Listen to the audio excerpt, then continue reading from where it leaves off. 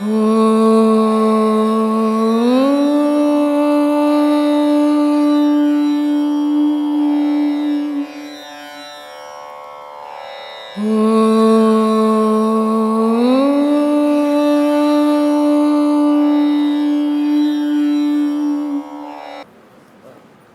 இங்கே வந்து இங்கே உபதேசம் வாங்கி இப்போ வாழ்க்கையில் இன்பம் வந்தாலும் துன்பம் வந்தாலும் நம்மளுக்கு எந்த கவலையும் இல்லை. வாழ்க்கையில் அமைதி நிறையா வந்திருக்குது, தைரியமும் வந்திருக்குது, நம்ம குடும்பம் காப்பாற்றுற திறமையும் வந்திருக்குது. இது எதனால் வந்ததுயா? மனிதனுடைய மூச்சு வெளியே போச்சுன்னா பயம் வரும். மனிதனுடைய மூச்சு உள்ளே அடங்குச்சுன்னா தைரியம் வரும். இது ரெண்டும் மாறி மாறி இயற்கையாக நடக்கிற விஷயம், அவங்க பண்ணுறதில்லை. ஆனால் இப்போ நீ என்ன பண்ணுற, இது இப்போ உபதேசங்கள் வாங்கி பாடங்கள் பண்ணி அந்த மூச்சு அப்படியே உள்ளே அடங்குது. அடங்கும்போது இன்பம் இல்லை, துன்பம் இல்லை, அமைதி கிடைக்குது. மனித வாழ்வு இந்த உலகத்தில் பிறந்ததை அவன் அமைதியாக வாழணுன்னு தான் வந்தான். ஆனால் உலகத்தை அவன் பார்த்த உடனே அவன் அமைதியை இழந்துட்டு ஆரவாரத்தில் இறங்கிட்டான். ஆரவாரத்தில் இறங்கந்தால அவன் அமைதி போய் ஒரு 5 நிமிஷம் சந்தோஷம் கிடைக்குது, ஆனால் 5 நாள் துக்கம் கிடைக்குது. இந்த 5 நாள் 5 நிமிஷம் சந்தோஷமும் வேணாம், 5 நாள் துக்கமும் வேணாம். நான் எப்பவுமே அமைதியாக இருந்தால் போதும்னா உன்னையே நீ பார்த்தீங்கன்னா அந்த அமைதி கிடைக்கும்.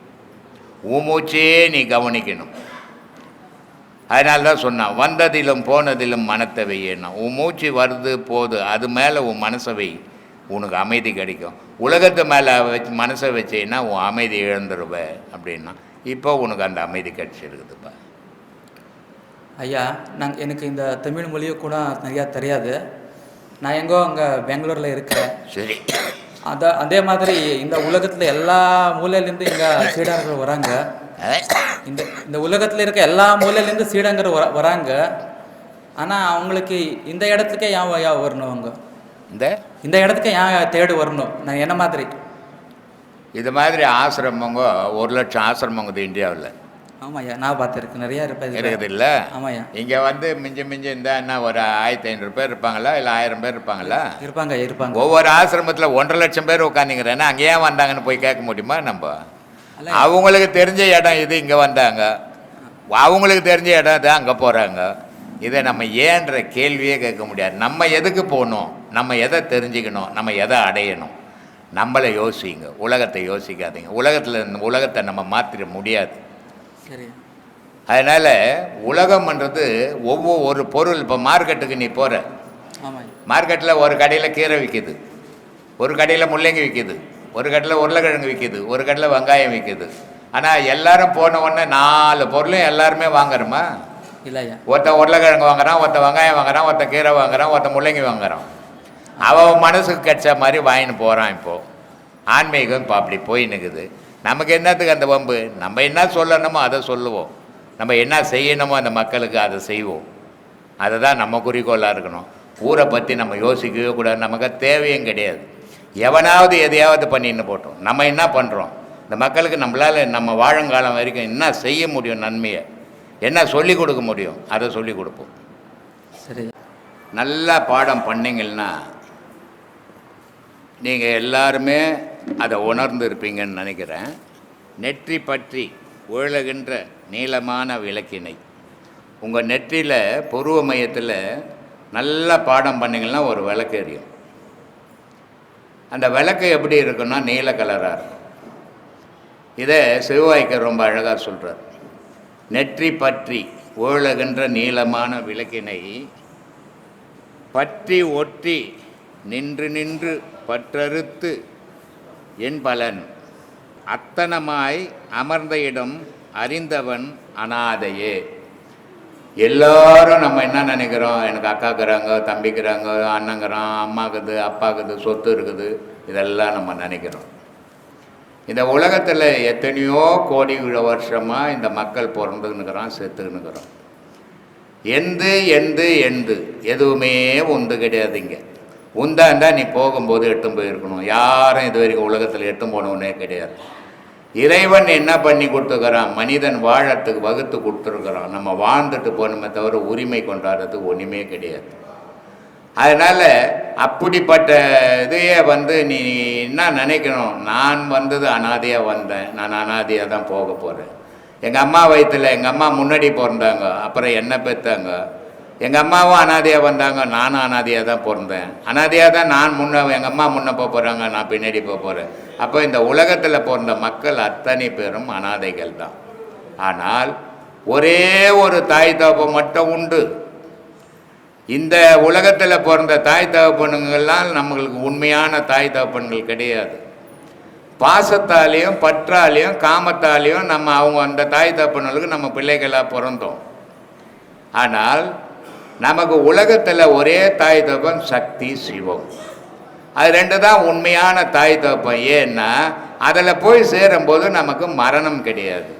இந்த தாய் தகப்பனுங்கிட்ட பிறக்கும்போது நமக்கு மரணம் ஜனனம் தொடர்ந்து வந்துக்கினே இருக்கும்.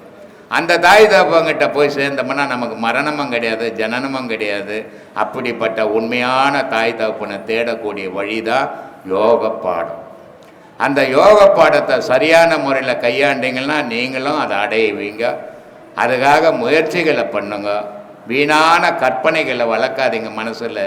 இங்கே எதுவுமே நிஜமில்லை. நம்ம தாய் பட்டினத்தார் சொல்லுவார், எத்தனை வாட்டி நான் பிறந்தேன், எத்தனை வாட்டி என்னை கொளுத்துனாங்க, எத்தனை வாட்டி எத்தனை பொண்டாட்டியை கட்டினேன், எத்தனை அம்மா எனக்கு, எத்தனை அப்பான்னுட்டு. அப்போது இதெல்லாம் இடையில் வரக்கூடியது, போகக்கூடியது. ஆனால் சிவம் சக்தின்றது இடையில் வரக்கூடியது இல்லை. அதனால் நமக்குள்ளவே இருந்து நம்மளே இயக்கி நம்மளே வாழ வச்சு நம்மளே தனக்குள்ளே சேர்க்க பார்க்குது. ஆனால் நம்ம சேர மாட்டோன்றோம். சேரக்கூடிய வழியை தான் நான் சொல்லி கொடுத்துன்னுக்குறோம். அந்த வழியில் பயணம் பண்ணுங்க, அதை போய் சேருங்க. உங்களுக்கு மோட்சம் முக்திகள் கிடைக்கும். அதுக்காக தான் இவ்வளோ பேசினுக்கிறேன். சொல்ல. நமஸ்காரம் சாமி. நமஸ்காரம்மா. இப்போ நான் பிராமண சரி சரி. இப்போது இறந்தவங்களுக்கெல்லாம் கர்மம் வருஷமான திவசம் பண்ணணும். சரி. அது பண்ணலைன்னா வரக்கூடிய சந்ததிகளாக பாதிக்கும் அப்படின்னு சொல்கிறாங்க. சரி. இப்போ அந்த திவசம் பண்ணுறது போது அது ஒரு வியாபாரமாக தான் இருக்குது. சரி. அவங்களுக்கு தட்சிணை கொடுக்கறது, பிராமணனுக்கு தட்சிணை கொடுக்கறது எல்லாம் இருக்கவங்களுக்கு செய்ய முடியுது. இல்லாதவங்க என்ன பண்ணுறது சாமி? எது அங்கே இல்லாதவங்க எது செஞ்சால் அவங்கள போய் சேரும்? செத்தவங்களுக்கு நீ திவசம் கொடுக்கறதால போய் சேராதுமா. இந்து மத சமுதாயத்தைப்படி செத்தவன் மறுபிறப்பு உண்டு. இப்போ முஸ்லீமில் மறுபிறப்பு இல்லைன்னுவாங்க, கிறிஸ்தவனில் மறுபிறப்பு இல்லைன்னுவாங்க, இந்து மதத்தில் மறுபிறப்பு உண்டு. மறுபிறப்பு எது வரைக்கும் எடுக்காமல் இருக்கும்? அது ஒரு காரியம் பண்ணுற 16 நாள் வரைக்கும் தான் எடுக்காமல் இருக்கும். அது வரைக்கும் தான் அந்த நினைவுகள் ஊட்டிய சுத்தம் உன்னுடைய எண்ணத்திலே இருக்கும். அதுக்கப்புறம் அது தானாக மறந்து. இப்போ ஒரு தெருவில் நம்ம வீட்டில் வாடகை இருந்தோம். அந்த தெரு பார்க்கும் போகும்போதெல்லாம் நம்ம இருந்த வீடு நினைப்புக்கு வருது இல்லை? அதே மாதிரி நான் அது ஒரு வீட்டில் கொடுத்துன்னு இருந்தது இல்லை ஆன்மா. அப்போ அது வெளியே போச்சு. அந்த நினைப்பு அந்த 16 நாளைக்கு வரும். அந்த 16ஆவது நாள் கழிச்ச உடனே, ஏன்னா உடல் இல்லாத உயிர் எங்காது, உயிர் இல்லாத உடல் எங்காது. அப்போ அது வேற உடலை எடுத்துக்கும். இப்போ எங்கள் அம்மா இருந்தாங்க, எங்கள் அம்மா செத்து போயிட்டாங்க. எங்கள் அம்மா செத்து ஒரு 25 வருஷம் ஆச்சு. இந்த 25 வருஷமாக நான் தோசம் பண்ணின்னுக்கிறேன். அவங்க இறந்த நாளில் பண்ணுறேன். ஆனால் எனக்கு தெரியும், எங்கள் அம்மா பிறந்து எங்கேயோ காலேஜில் படிச்சுட்டு கல்யாணம் பண்ணிக்கினாங்க. அவங்க குழந்தை குட்டியோடு தாங்கிறாங்க. ஆனால் நான் தவசம் பண்ணின்னுக்கிறேன். அது ஏன் பண்ணுறேன்னா எங்கள் அம்மாவுக்கு பண்ணல, எனக்கு பண்ணிக்கிறேன். இன்றைக்கி நான் எங்கள் அம்மாவுக்கு செய்யும் போது தான் என் பிள்ளைங்க அதை பார்க்குது. ஓ, பாட்டிக்கு அப்பா இப்படி செய்தார், அப்பாவுக்கு இப்படி நம்ம செய்யணும்னு வழிகாட்டுறதுக்கு தான் இதை செய்கிறோமே தவிர செத்தவங்களுக்கு ஒரு பயனும் இல்லைம்மா. இது ஏன் நான் செய்கிறேன், எல்லாம் தெரிஞ்சும் நான் எதுக்காக செய்கிறேன்னு சொன்னால், அந்த 4 தவசம் காரியம் அப்படின்னு ஒன்று இல்லைன்னு சொன்னால் செத்தவொடனே இந்த சமுதாயத்தில் இருக்கிறவங்க ஒருத்தவங்க கூட நினைக்க போகிறதே கிடையாது. நினைப்பானா? அம்மா நினைப்பானா? கண்ணெதிரி இருந்தாவே மதிக்க மாட்டேன்றான். அந்த நாளே மறந்துடுறாங்க நிறைய பேர். கண்ணெதிரி இருந்தாவே மதிக்க மாட்டேன்றாம்மா. அவங்க மறைஞ்சு போனவங்கள நினைப்பானா? நினைக்கவே மாட்டான். ஆனால் இந்த மாதிரி நாட்கள் வச்சிருக்குது. எதுக்காகனா அந்த 4ஆவது நீ பெற்றவங்களை நினைடாமா உன் மனசில் அப்படின்றதுக்காக தான் இந்த தவசம் காரியங்கள் இதெல்லாம் வச்சிருக்குது. இந்த காரியம் எல்லாம் தெரிஞ்சு இவங்க இல்லை மறுபிறப்பு எடுத்துட்டாங்கன்னு நான் ஏன் செய்கிறேன் அப்படின்னா, அந்த நாள் ஒரு 50 பேருக்கு என்னால் சோறு போட முடியுது. அப்போ 50 பேருனுடைய உடலையும் இறைவன் வாழறான். அந்த 50 பேர் இறைவனுக்கு நான் தானம் பண்ணுறேன்னு பண்ணின்னுக்கிறேன். இது வரைக்கும் 25 வருஷமாகவும் பண்ணின்னுக்கிறேன். ஏன்னா தானம் பண்ணுறது, இந்த காரியம் பண்ணுறது தவறு இல்லை. நம்ம பின்னாடி வர சந்ததிங்க நமக்கு வழிபடணும்னா இதெல்லாம் நல்வழிப்படுத்துறதுக்கு தான். ஆனால் அதுக்குன்னுட்டு ஐயரை கூட்டுன்னு வந்து ஒரு 5000 கொடுத்துட்டு சாப்பாடு செலவு ஒரு 10,000 வச்சுட்டு இல்லாத கடன் வாங்கி பண்ணிட்டு பண்ணக்கூடாது. ஏன்னா ஐயர் வந்து ஒன்றும் சொல்லி உங்கள் அம்மா கிட்ட போக போகிறதில்ல, உங்கள் அப்பா கிட்ட போக போகிறதில்ல. நீ மனசில் நினைக்கிற தெரியுமா, அந்த நினைவு தான் அவங்களாண்ட போகும். அதனால் ஐயரையும் கூப்பிடாத, தைரியையும் கூப்பிடாத. நீ உன் சக்திக்கு என்னவோ அதை செய், அதுவே மன நிறைவு கொடுக்கும். கடவுளை ஐயர் கோயிலில் சொல்கிறாருன்னா ஐயர் வந்து அவர் சொன்னவொன்னு உன் கூட வர்றாரு கிடையாது. மனசு கடவுள்ன்றது உன் மனசுக்குள்ளே தாங்குது. உன் மனம் ஏதோ நினைக்குதோ அதுவோ அது ஆக போகுது. அதனால் மற்றவங்க சொல்கிறதால அது ஆகாது. அதனால் உன் சக்திக்கு என்னவோ அதை செய், அது தப்பு இல்லை. சரி சாமி, சந்தோஷம். அப்புறம் இன்னொன்று வந்து கனவுகளை பற்றி நீங்கள் சொல்லியிருக்கீங்க, ஏற்கனவே சொல்லியிருக்கீங்க. சரிம்மா. கனவுகள் வந்து நம்ம எண்ணத்தோட பிரதிபலிப்பு தான் சொல்லியிருக்கீங்க. ஆமாம். எனக்கு தினம் கனவுங்கிறது தத்ரூபமாக இருக்குது. எனக்கு நிறைய நாள் வந்து அந்த கனவுல நடக்கிற மாதிரியே இருக்குது. நாய் துரத்துற மாதிரி, பூனை கடிக்கிற மாதிரி, இந்த மாதிரிலாம் வந்து நான் கனவுல கத்த ஆரம்பிச்சிடுறேன், அழுக ஆரம்பிச்சிடுறேன். எழுந்திருக்கும் போது தலைவலியோடு தான் எழுந்திருப்பேன். இதெல்லாம் வந்து எண்ணங்கள் பிரதிபலிப்புன்னு தெரியுது. இருந்தாலும் நம்ம படுக்கும் போது நினச்சி மறக்க முடியல. படுத்துனுக்கும் போது கனவு வந்தது, பூனை கடிச்சது, நாய் கடிச்சது, எலி கடிச்சது. மூச்சுக்கும் போது வந்து கடிச்சுதா? கடிக்கல. அப்போ கனவுன்றது ஒரு பொய், நம்ம மன பிரம்மை, நம்ம மனத்துக்குள்ளே ஏற்பட்ட எண்ணங்கள் காரணம் அப்படின்னு புரிஞ்சுக்கணும். இல்லையா? சொல்லியிருக்கீங்க, ஏற்கனவே இதை சொல்லியிருக்கீங்க. ஏன்னா மைண்டில் வந்து எண்ணம் கருத்து 2 இருக்குது. ஒவ்வொரு மனிதனுக்கும் இந்த 2 வகையில் செயல்படுது. எண்ணம்ன்றது ஒரு நாளைக்கு 1 கோடி எண்ணம் மனுஷனுக்கு உதயமாகுது. நேற்று சாப்பிட்டது என்ன பண்ணால் இன்றைக்கி தெரியாது இல்லையா? அப்போ அது எண்ணத்தோடு போயிடுச்சு, கலைஞ்சி போயிடும். எண்ணம்ன்றது கருத்துன்றது கலையாது, அது மூளையில் பதிவாகும். அந்த பதிவுகள் தான் கனவுகளாக நமக்கு திரும்பி திரும்பி திரும்பி திரும்பி நம்ம வாழ்க்கையில் பிறந்து வளர்ந்து அந்த மாதிரி ஒரு சம்பவமே நடந்திருக்காது, பார்த்துருக்க மாட்டோம். ஆனால் கனவுல அது வரும். இது கனவுன்றது ஒரு பிறவி இது மட்டும் வர்றதில்லை, பல பிறவிதும் வருது இல்லை. இது எதனால் வருது? அந்த பதிவுகள் ஆகிக்குது பாரு, அந்த பதிவுகளால் வருது. இந்த பாடம் வாங்குறவனுக்கு கனவே வராது. அதான் வித்தியாசம் இதுக்கும் மற்றவனுக்கும். சரி சுவாமி, இப்போ வந்து இறந்து போனால் அந்த 16 நாள் 12 நாள் வந்து இங்கே தான் இருக்குது அந்த ஆன்மா. அதுக்கப்புறம் வந்து மேலே போனோடனே அவங்களோட பாவ புண்ணியத்துக்கு அப்புறம் மறுஜென்மம் எடுக்குதுங்கிறாங்க. மேலெல்லாம் போகாது, மேலே போக வழி தெரிஞ்சுக்கினா தானே மேலே போகிறதுக்கு. அது கருட புராணத்தில் அப்படி சொல்கிறாங்க. கருட புராணத்தில் சொல்லிடுவோம் மனுஷனை நல்வழிப்படுத்துறதுக்கு. கருட புராணத்தில் மனுஷனை நல்வழிப்படுத்துறதுக்கு சொல்லியிருக்கிறானே தவிர மனுஷன் அதுபடி போனால் தானம்மா போகிறதுக்கு. போனால் போகலாம், போக முடியலையே. இவன் உடல் மேலே ஆசையும் பணத்து மேலேயும் ஜனங்க மேலேயும் பற்று வச்சு தெரியுறன்னு கடவுள் மேலே எங்கேருந்து வரும்? எப்போ ஒரு முறை போய் எங்கேயும் வேலை இல்லைன்னா கோயிலுக்கு போய் சாமி எங்கேயும் பொழப்பு இல்லை சாமி, நாளைக்கு என்ன அவனுக்கு பொழப்புக்கு வழிபடணுன்னுவான். இல்லை ரொம்ப பணக்காரனாக இருந்தால் அவனுக்கு போவே நேரம் இருக்காது, கோயிலுக்கு போகிற நேரம்லாம் பிஸியாக வியாபாரம் இருக்கும். எனக்காவது ஒரு நாளைக்கு வயல் கிடச்சா ஐயா இவ்வளோ சம்பாரித்து வச்சுக்கிறேன், இதை பாதுகாக்கணும் அப்படின்னு அவன் ஜாமி கும்பிடுவான். 40 வருஷத்துக்கு முன்னாடியே நான் மீடியாவில் கேட்டேன், அடுத்த வேலைக்கு சாப்பாட்டுக்கு இல்லாதவன் கோயிலுக்கு போகிறான், கோடி கோடியாக கடவுளையே வாங்கக்கூடிய அளவு பணத்தை வச்சுறான், அவனும் கோயிலுக்கு போகிறான். இவன் என்ன கேட்டான், அவன் என்ன கேட்டான் அப்படின்ட்டு. ஏன்னா அவன் கேட்டான் அடுத்த வேலைக்கு சோறு கிடைக்கணும்னு கோவிலுக்கு போனான், இவன் போனா என்ன இருக்கிறத பாதுகாக்கணும்னு போனானே தவிர 2 பேருமே கடவுளை கும்பிட போல இல்லையா? கடவுளை கும்பிட போனோம். கடவுளாண்ட போனால் கண்மூடிக்கு நிற்கணுமே தவிர பிஸ்னஸ் கடையில் போய் கேட்குற மாதிரி கேட்டுக்கூடாது. ஆனால் இன்றைக்கி மனுஷன் என்ன பண்ணிட்டான், கோயிலுக்கு போனோன்னா சாமிக்கிட்ட 1/2 மணி நேரம் பேசுகிறான். ஆனால் சாமிக்கு காதே கிடையாது. அப்புறம் இவன் சொன்னது எங்கேருந்து கேட்கும் இல்லையா? தனக்கே சொல்லிக்கிறான். இவனுக்கே இவன் ஆறுதல் படுத்திக்கிறதுக்கு இவன் சொல்லிக்கிறது. சாமி செய்கிற மாதிரியும் சாமி கிட்ட சொல்லிட்ட மாதிரியும் இவனா ஒரு பிரம்மையை கற்பனையை உண்டாக்குறானே தவிர இதில் எந்த வித நிஜமும் இல்லைம்மா. உன் விதி என்னவோ அது முடிவு. அதை மீறி உலகத்தில் எதுவுமே நடக்காது, எந்த மனிதனுக்கும் நடக்காது. இன்னுமே கேள்வி கேட்கவே எதுவும் இல்லை. ஏன்னா அந்த அளவுக்கு நீங்கள் விளக்கம் கொடுத்துருக்கீங்க. உங்களோட ஒவ்வொரு வீடியோவும் பார்க்கவும் எல்லாமே உணர முடியுது, என்னால் எல்லாம் உணர முடியுது. எல்லாம் சொன்னது எல்லாமே 101% சரியாக இருக்குது. ஆனால் அதை புரிஞ்சு அந்த நிலையில் போகிறதுக்கு தான் மனப்பக்குவம் வேணும். பக்குவப்படாது. ஏன்னா மனமாகப்பட்டது அது 2 இடத்துல தெரியும். அது ஒன்று உள்ளே சுற்றி கற்பனையை உண்டாக்கிக்கின்னு இல்லை வெளியே போய் சுற்றிட்டு வந்துடும். இருக்கிற எண்ணத்தெல்லாம் ஊரில் இருக்கிற எண்ணத்தெல்லாம் எடுத்துன்னு வந்து வச்சிடும். அந்த வெளியே இருக்கிற எண்ணமெல்லாம் நமக்கு உதயமாகும். இல்லை உள்ளவே இந்த கற்பனை பண்ண எண்ணங்கள்லாம் கனவாக வந்துடும். இது 2 விதத்தில். ஆனால் இதை ஒரு விதத்தில் நீ எங்கேயும் வெளியும் போவேண்ணா, நீ எதையும் நினைக்குவேண்ணா, சும்மா உட்காந்துக்கிறன்றது தான் இந்த வேலை. சும்மா இருப்பதே சுகம். சரி சாமி, எனக்கு இப்போ ஒரு 6 மாசமா இந்த கை இடது கை டாக்டர் கிட்ட தான் போய் பார்க்கணும். இல்லை, இது அந்த வலி தீர்றதுக்கு அதுவும் கர்மா தாங்கிறா. அப்படிங்கிற எல்லாம் உடல் சம்பந்தப்பட்ட அத்தனையும் கர்மாம்மா. உடல் சம்பந்தப்பட்டது அத்தனையும் கர்மா. ஆஹா, நான் ஒரு பாவமும் பண்ணலைங்க, நான் பிறந்ததுலேருந்தே புண்ணியம் தாங்க பண்ணினுங்கிறேன்னுவான். போன பிரிவில் பண்ணலையா?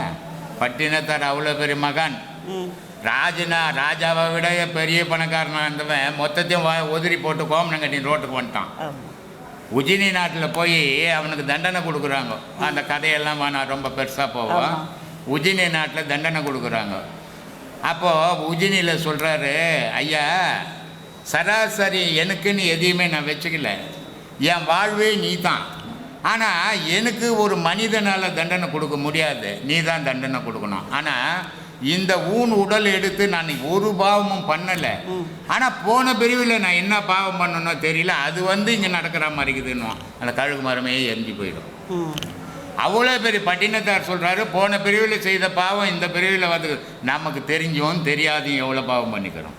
அப்போ வரதானே செய்யும், அனுபவிச்சு தானே ஆகணும். அதுக்கு மாத்திரை ஊசி போட்டுன்னு காலத்தை தள்ளிட்டு போக வேண்டியதுதாம்மா. சரி சாமி, ரொம்ப சந்தோஷம். என்ன அனைத்து விளக்கமும் கொடுத்து ரொம்ப சந்தோஷம்.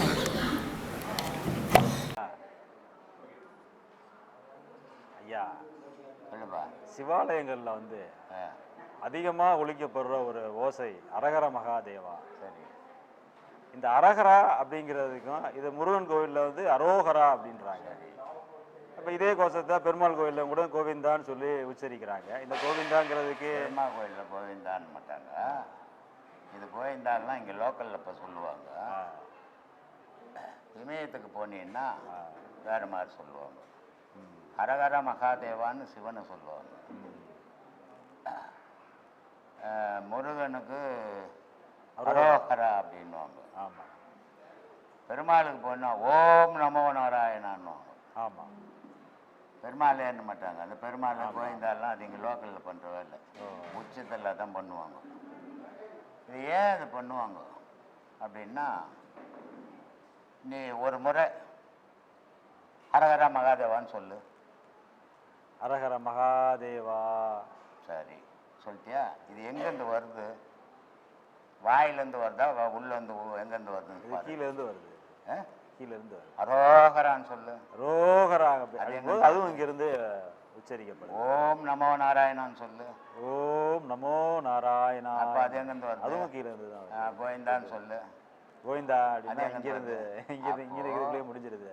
நபியிலேருந்து எழணும் அந்த காற்று. அது வேற எந்த எழுத்தை போட்டினாலும் நபியிலேருந்து வராது. இந்த 3மே நபி கமலத்திலேருந்து வரும். அது இறைவனை போய் சேரும். அது ஓங்காரம்னு பேர். அந்த ஓங்காரம் இல்லாத தெய்வ வழிபாடே கிடையாது. அதுக்கு தான் மணி அடிக்கிறது, சங்கு ஊதுறது, இதெல்லாம் அந்த ஓங்காரத்தை சம்மந்தப்பட்டது. அந்த ஓங்காரம் செயல் பொருள் வச்சு செய்யாமல் உன்னையே வச்சு செய்யறது நபியிலேருந்து வரணும். அந்த நபியிலேருந்து வரணும்னா இந்த 3 வார்த்தையும் நபியிலேருந்தே வரும்.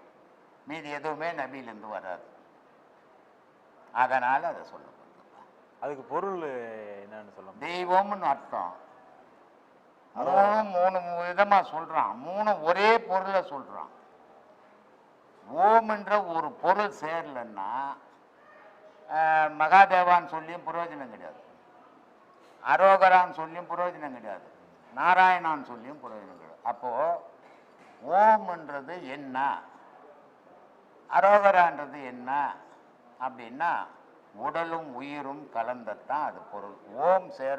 இப்போ ஒரு பெருமா கோயிலுக்கு போனால் ஓம் நமோ நாராயணன், சிவன் கோயிலுக்கு போனால் ஓம் நமச்சிவாயான்னு இருக்கும், முருகன் கோயிலுக்கு போனால் ஓம் முருகான்னு இருக்கும், அம்மன் கோயிலுக்கு போனால் ஓம் சக்தி சக்தின்னு. இந்த ஓமை சேர்க்கலைன்னா மீதி பொருளெல்லாம் வீணாக போயிடும்.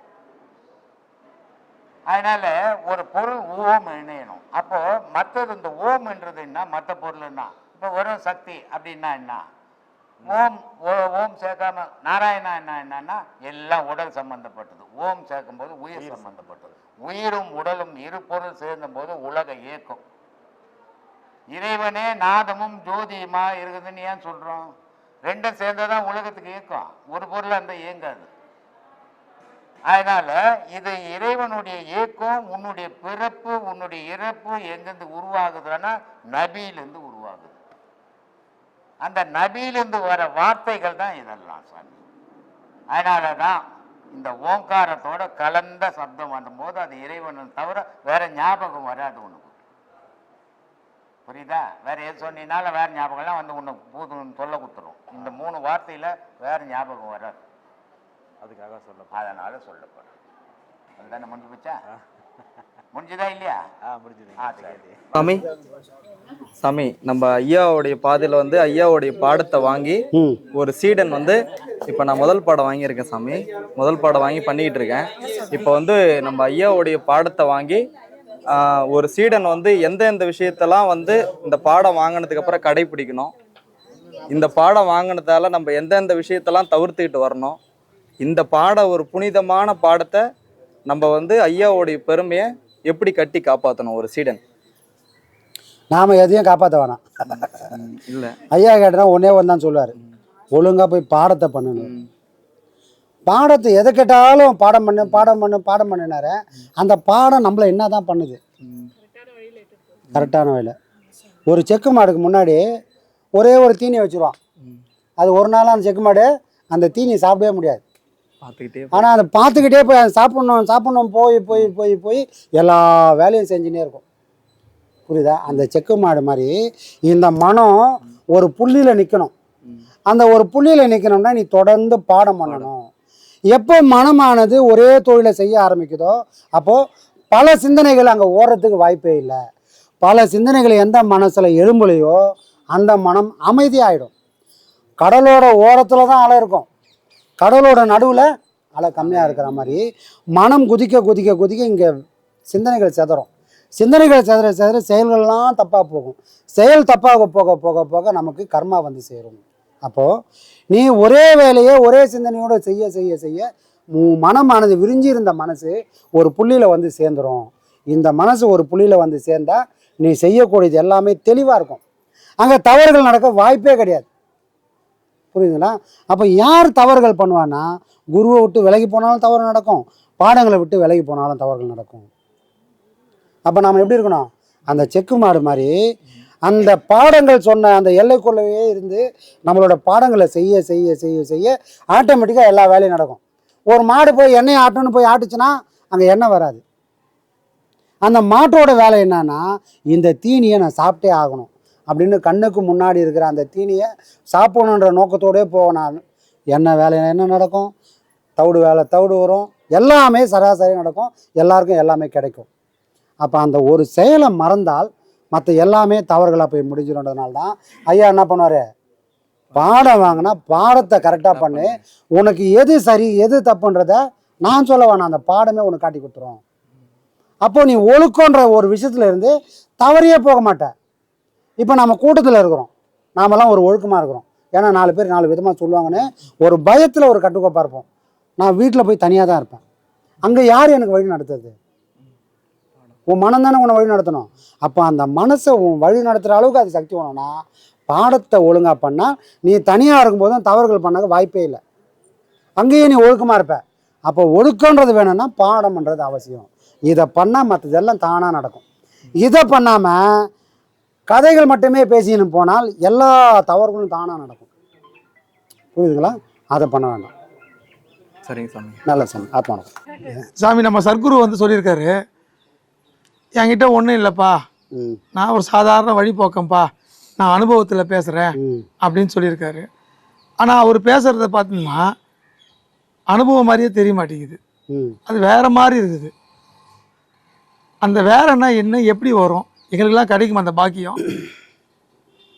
எல்லாருக்கும் கிடைக்கும் சாமி. எல்லாருக்கும் கிடைக்கும். எல்லாருக்கும் கிடைக்கணும்னா என்ன பண்ணணும்னா, குரு எங்கே எந்த நிலையிலேருந்து பேசின்னு இருந்தாருன்றதை நம்ம புரிஞ்சுக்கணும். அவரை மனுஷனாக பார்த்தோம்னா அவர் பேசுனதெல்லாம் நமக்கு புரியாது. அவரோட உயரம் என்னன்னு தெரியாது. அந்த இடத்துலேருந்து வெளியே அதுக்கு தான் பக்கத்தில் இருக்கக்கூடாது. சாமி உயரம்னு சொல்கிறீங்களா? என்ன சாமி அது? இந்த எல்ஐசி பில்டிங் அந்த மாதிரி உயரம், அந்த மாதிரி உயரம் இல்லை, அது மாதிரி அதுதான். உயரம்னா என்ன பார்க்கணும்னு சொன்னால் அந்த கருத்துக்களை ஒருத்தர் இவர் சொல்கிறாருன்னா இவர் சாதாரண மனுஷனால் சொல்ல முடியாதுன்றதை உண்மையை புரிஞ்சுக்கணும். கருத்து தான் அவரோட உயரத்தின் அளவு. ஒருத்தர் கிட்டேருந்து வர பேச்சு தான் அவர் யாருன்றதை நம்ம காட்டி கொடுக்கும். பட்னத்தார் சொன்ன மாதிரி அவர் பார்க்கும்போது சிவலிங்கம் பூமிக்கும் ஆகாத்துக்கும் இருக்கு. அது இருக்குது, மண்ணுக்கும் விண்ணுக்குமா ஓங்கி நிற்குது. ஆனால் பார்க்கக்கூடிய கண்ணு நம்ம கிட்ட இல்லை. அது வரும்போது புரிஞ்சிடும். அப்போது மண்ணுக்கும் விண்ணுக்குமா இருக்கக்கூடிய பொருளை நீ பக்கத்தில் நின்னா தெரியாது, தூரமாக இருந்தால் தெரியும். தூரமாக நின்று பாரு. பக்கத்தில் நின்னா நீ அறிவை கொண்டு அளக்குறன்னு அர்த்தம். சிவபெருமான் நெருப்பாக நிற்கிறாரு. இவனுக்கு 2 பேரும் கோவம். நான் பெரிய ஆளா நீ பெரிய ஆளா, இவன் பெரிய ஆளா நம்ம பெரிய ஆளான்னு பார்த்துலான்னு வர ஆகி போச்சு. இவங்க 2 பேருக்குன்ற வாங்கல, நடுவில் 3ஆவது மனுஷன் ஒருத்தருன்ட்டார். தீர்ப்பு சொல்ல வந்தவர் முதல்ல என்ன பாருங்கடா அப்புறம் சொல்கிறேன் அப்படின்ட்டாரு. இப்போ பக்கத்தில் இருந்தனால அவரோட அருமை தெரியாமல் அளக்க ஆரம்பிச்சிட்டான். பார்த்துடலாம் ஒரு கை அப்படின்னு. ஏன்னா பக்கத்தில் இல்லை, பக்கத்தில் நிற்கிறான். அப்போ அவரோட உயரம் என்னன்னு அவனுக்கு தெரியல. இதோ கண்ணு கட்டின தூரம் தானே இருக்குது அப்படின்னு நான் பண்ண முயற்சி பண்ணுறான். ஒருத்தன் நோண்டிக்கின்னு போகிறான். கடைசி வரைக்கும் 2 பேருக்கும் புரியல. ஆனால் 2 பேருமே தூரமாக நின்று பார்த்துருந்தாங்கன்னா அண்ணாந்து பார்த்துருப்பான், அவரோட உயரம் என்னன்னு தெரிஞ்சிருப்பான். அதான் அடிமுடி காணார். அதான் அது, அதுதான் அண்ணாமலை. நெருப்பு, அந்த திருவண்ணாமலை தத்துவம் கேட்டீங்களே, நெருப்போட தத்துவத்துக்கு இதுதான் தத்துவம். அறிவை கொண்டு இறைவனை அளக்கவே முடியாது, அனுபவத்தால் மட்டும்தான் உணர முடியும். அனுபவத்தால் உணர முடியும்னா எந்த அனுபவத்தால் உணர முடியும்? ஞானத்தினால. எங்கள் வீட்லேயே 4 பெருசுக்குது, 60 வயசாச்சு 70 வயசாச்சு. அவங்களாம் கடவுளை பற்றி பேசுவாங்கன்னா பேச மாட்டாங்க. இன்ன வரைக்கும் பேத்தியும் பேரனும் குடும்பம் குட்டி இதை பற்றியே பேசின்னு இருப்பாங்க. ஆனால் அவங்களுக்கும் வாழ்ந்துக்கிறாங்களே, அவங்களுக்கும் அனுபவங்குது. அப்போ அந்த அனுபவம் இந்த அனுபவம் ஒன்றானா இது 2ம் வேறப்பா. இது 2ம் வேற. இது இறைவனை பற்றி அனுபவம். வயசாகிடுச்சு, தாடி பெருசாக வச்சிட்டேன் அதனால நான் அனுபவத்தை பேசுகிறேன்னா பேச முடியாது. அந்த மாதிரினா யாரை ஒன்றா கொண்டாடலாமே உலகத்தில். இறைவனோட சம்மந்தப்பட்டதை மட்டும்தான் இறைவன்கிட்டேருந்து எடுத்துன்னு வந்து பேசவே முடியும். அப்போ அவங்ககிட்ட உறவானாதான் அவன் கொடுப்பான். உனக்கு உறவாடாதவனுக்கு எப்படி வந்து கொடுப்பான்? எப்படி எடுத்துன்னு கொண்டு வந்து மக்களுக்கு எடுத்துன்னு வந்து சேர்க்க முடியாத. அப்போ ஒருத்தர் இறைவனுடைய ரகசியத்தை ஒருத்தர் கொண்டு வந்து கொடுக்குறாருன்னா இறைவனோட உறவாடுறாரு, இறை அனுபவத்தில் பேசுகிறாருன்றது தான் அர்த்தம். இது வரைக்கும் ஐயா மாதிரி யாராவது பேசிக்கிறாங்களா? இல்லை சாமி. காரணம் என்ன?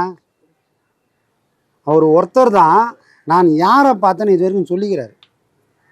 நான் அந்த மாதிரி பார்த்தேன், இந்த மாதிரி பார்த்தேன், ஜோதியாக பார்த்தேன், அதுவாக பார்த்தேன்னு சொன்ன உலகத்தில் நான் அம்மையும் அப்பனுமாவே பார்த்தேன்றார். ஏன் சாமி அப்படியே அம்மையும் அப்பனும் ஏன் பார்க்கணும்? காலம்புள்ள அவர் அதை தான் சொல்லிட்டு இருந்தார். தாயை காட்டி தந்தையுடன் சேராது புரிவாயின்னு காலம்புள்ள அதையே சொன்னதுனால இறைவன் அப்படியே காட்சி கொடுக்குறான். வள்ளலார் காலமுள்ள ஜோதி ஜோதி ஜோதினாரு, இறைவன் ஜோதியாவே காட்சி கொடுத்தா அவரை ஜோதியாவே மாற்றிட்டான். யார் யார் எப்படிலாம் அழைக்கிறாங்களோ அப்படியே அவன் வருவான், மாறி வரமாட்டான். அப்போ இவர் அம்மையம் அப்பனவே பேசின்னு இருந்தார், அம்மையப்பனையும் வந்து நின்னார். அந்த அனுபவம் தான் இவ்வளோ தெளிவை கொடுத்துக்குது எல்லாருக்குமே. அப்போ அந்த மகான்களோட அனுபவன்றது வேற, வாழ்க்கையில் நாம் அனுபவிக்கிற அனுபவங்கள் வேற. இதெல்லாம் மாறிக்கினே இருக்கும். அந்த அனுபவங்களை ஒரு டைம் இறங்கிச்சுன்னு சொன்னால் அதுக்கு மாற்றம்ன்றதே கிடையாது. அதனால தான் நீங்கள் ஐயாவோட வீடியோ பார்த்தீங்கன்னா ஆரம்பத்தில் சொன்ன அந்த வீடியோக்கும் சமாதிக்கு முன்னாடி சொன்ன வீடியோக்கும் ஒரு நூல் கூட இடைவெளியே இருக்காது. மாற்றி சொன்னாருங்கன்னு சொல்கிறதுக்கு ஒன்றுமே இருக்காது. காரணம் என்ன? அவர் வெளி உலகத்துக்கு வந்தது ஞானம் அடைஞ்சதுக்கு அப்புறம் வெளி உலகத்துக்கு வந்தார். முட்டியாக இருந்து வரல, யாராவது பொறிப்பாங்கன்னு வரல, அவரே பொறிச்சு அவரே வெளி உலகத்துக்கு வந்து பறந்து வந்து எல்லாருக்கும் சொன்னதுனால தடமாற்றமே இல்லை. சரிங்களா? அப்போது ஞானம் அடையலைன்னு சொன்னால் நம்மளோட முடிவுகள் மாறிக்கினே இருக்கும், நம்மளோட வார்த்தைகள் மாறிக்கினே இருக்கும். இன்றைக்கி நான் ஒன்று இது சரின்னுவேன், நாளைக்கு இதே வாய் இன்னொன்று சரின்னும். அப்படின்னா என்ன அர்த்தம்? இன்னும் வயசுக்கு வரலன்னு அர்த்தம், இன்னும் நான் பக்குவம் அடையலைன்னு அர்த்தம். ஒரு தெளிவான முடிவை என்னால் எடுக்க முடியலன்னு அர்த்தம். ஆனால் அதை உணர்ந்துட்டா அந்த முடிவை தவிர்த்து வேறு ஒன்றும் வாயில் வராது. மாற்றி பேசுறதுக்கு அங்கே வாய்ப்பே வராது, வார்த்தை வராது. இந்த அனுபவத்தை அடையணும் எல்லாருக்கும். அப்போ வார்த்தையாலேயோ உடலாலேயோ மனசாலேயோ தடுமாற்றம்ன்றது வராது. அதுதான் முக்கரண சுத்தி. முக்கரண சுத்தி சுத்தினா சுத்தம் பண்ணுறது. எந்த சுத்தம்? வார்த்தையில் தடுமாற்றம் வரக்கூடாது, அது சுத்தமாக இருக்கணும். உடலால் சுத்தமாக இருக்கணும், மனசால் சுத்தமாக இருக்கணும். இது 3 சுத்தமாகிடுச்சுன்னா இறைவனுக்கும் நமக்கும் வித்தியாசமே இல்லை. அவனை நம்மளை உட்காந்து பேசிக்கலாம். காலைல பட்டினி தரக்காத சொன்ன பாருங்க, இந்த கேள்வி வந்தோன்னு அவர் சொல்கிறாரு, நான் அந்த மாதிரி உரையாடல் ஆகிடும். கேள்விக்கு பதில் சொல்கிற இடத்துக்கு அவன் வந்துடுவான். அவன் கேட்குறது இந்த 3 நீ சுத்தப்படுத்தி விட வரண்டா அப்படின்றாரு. நம்மளால சுத்தப்படுத்த தெரியலையா? சரியாக குளிக்கவே மாட்டோமே. அப்போ உடல் அளவுலையும் மனசு அளவுலையும் வாக்கு அளவுலையும் ஒரு மனுஷன் சுத்தமாயிட்டான்னு சொன்னால் அவன் இறைவனை நோக்கி நகர்ந்து தான் ஆகணும். வேற உலகம் ஒன்றுமே பண்ண முடியாது அவங்களை. அப்போ இந்த சுத்தத்தை முதல்ல படுத்துறதுக்கு தான் பாடங்கள். இது வேற ஒன்றும் பிரமாதம்லாம் பண்ணுறாது. இதை சுத்தம் பண்ணிடும். இதை சுத்தம் பண்ணால் அதுக்கப்புறம் இது ஒளிஞ்சு விளையாடுறதுக்கு வேலையே கிடையாது. நேருக்கு நேர் சந்திக்கும். அதை தான் பாடம் கொடுக்குறது.